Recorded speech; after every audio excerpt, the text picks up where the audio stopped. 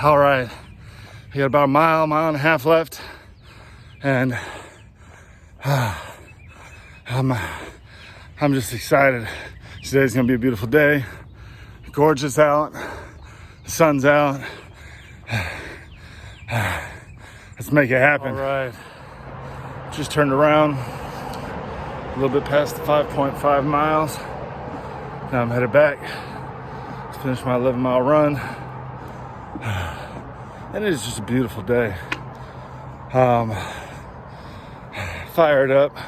We're going to the farmer's market a little bit later. Seeing a buddy there. Potentially connecting with a couple new business partners. We got Grandma and Grandpa visiting from Virginia Beach. So Jeremiah's gonna have a blast today. And I'm just fired up to be accountable, to be a man of my word, and to find other men and other women with the character to do what they say they're going to do, to follow through, to be accountable. And whoo! But I better get back to this run. Talk to you soon. All right. Good morning. Getting ready for this 11-mile run. Yeah, longest one so far. It's warm enough out this morning at 5 that I do not need a hoodie. So this should be a good morning. Talk to you guys soon.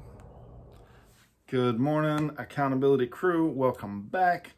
As you saw, I did 11 miles this morning. The longest run I've done since we started this accountability. Longest run I've done in a long time. Felt good to stretch the legs out, get that big of a run in. I'm fired up that by the end of the month, I'll be running a half marathon on Saturday. That'll be awesome. I'm pushing from the 13 to 13.1 so that I can call it a half marathon. And it'll be the first time I've ran that far in over 15, 16 years. I definitely have not done this much running since I was in the Marine Corps. So anyway, that being said, today is Saturday. We got a lot going on today. And so I'm going to go ahead and roll into the reading. So today, Science of Success, had a short but very powerful point, and that was flexibility, and how to develop a flexible way. And what he means is that you don't necessarily change your goal, but you become flexible sometimes in how you get there. So the flexibility could be defined in his terms as the ability to walk into a room, assess the room, and determine what actions would be most prudent to take given the current situation. So if you have a long-term goal or even a shorter-term goal, the actions that you take may change as life situations change. And so we need to respond to life in a way that allows us to still reach our end goal. So I was actually talking to someone about this the other day, about how if you have a goal in life, if you think of it like traveling, right? I go into my car. I'm not very good knowing roads, especially in a place that I'm not from. So what I use is I lean on GPS. So I put in an address and I go to GPS. If I'm on my route, say I'm going from here to Hampton Roads. I'm in Richmond, Hampton Roads. The easiest way to get there I know of is to take 64 all the way there. Now, if there's an accident or construction on 64, that doesn't mean that I change my destination and say, well, I guess I'm not going. No, it means that I take an exit and I can get on Route 60. I take a different way to maneuver around whatever the challenge or difficulty was so that I can still get to my goal. And I think it's easy to do that when we're traveling, when we're in our car.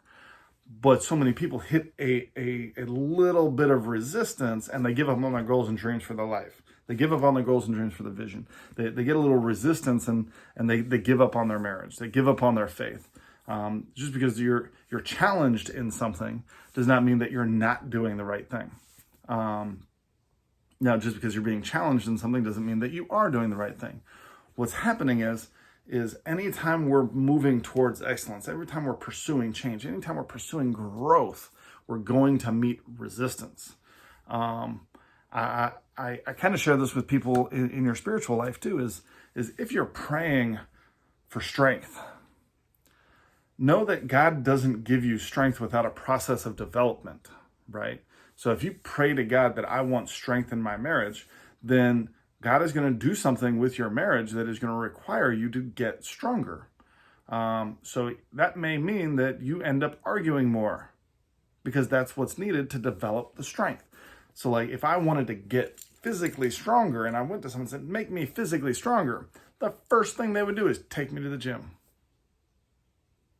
So if you're praying for strength in a certain area, know that means you're going to the gym. If you're receiving struggle in a certain area, maybe God has you in the gym preparing you for greatness for that area of your life. So maybe our prayer shouldn't be that you remove this struggle. Maybe our prayer should be that you help us to understand and grow from the struggle that we're currently in so that we can make a bigger impact in our life. Sorry about that little bit of a tangent, but I think it's valuable. Next up is going to be how to have confidence and power in dealing with people. This chapter, the final paragraph, kind of sums up the whole thing. So I'm just going to read this paragraph to you. When you have a difference of opinion with someone, your object should not be to win an argument, but to get the other person to change his own mind and see things your way. Thus, you must avoid bringing his ego into play. You must slip your logical reason past his ego, then clinch it by leaving him a loophole through which he can escape from his previous positions. So the whole point of that is give people an out.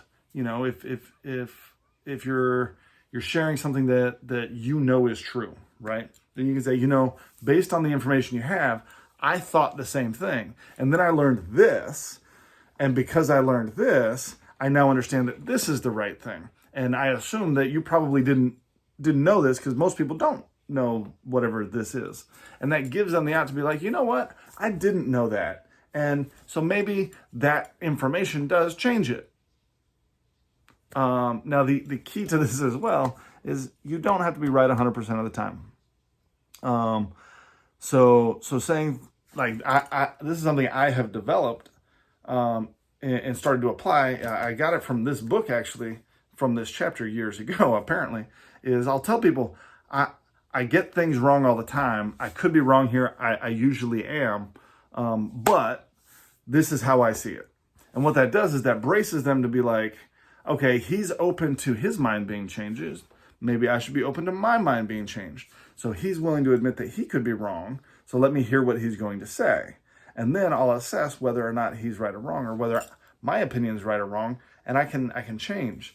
But if we come with an arrogance and a strength of voice that does not allow an out, that does not allow for the possibility that we could be wrong or they could be wrong, then we're really setting ourselves and them up for failure. Now, I preface this also with the level of intensity of the result of the conversation.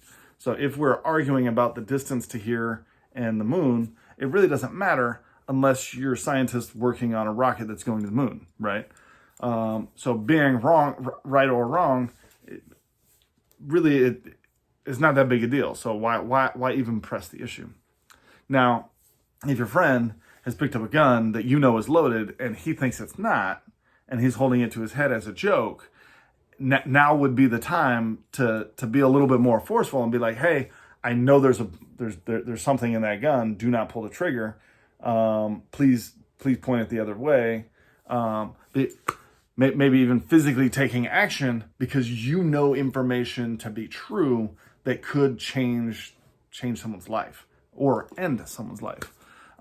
In those scenarios, you can be a little bit more forceful, but know that the softer, gentler approach to ideas and getting people to absorb and receive your ideas tends to be more effective than trying to beat down their ego or prove where they're right or wrong. And let's be honest, it doesn't build any connections. It doesn't foster any relationships, because even if you are right and you prove that you are right, you've destroyed the relationship. So what good was it? I don't know. Maybe none. Could be me. I could be wrong here.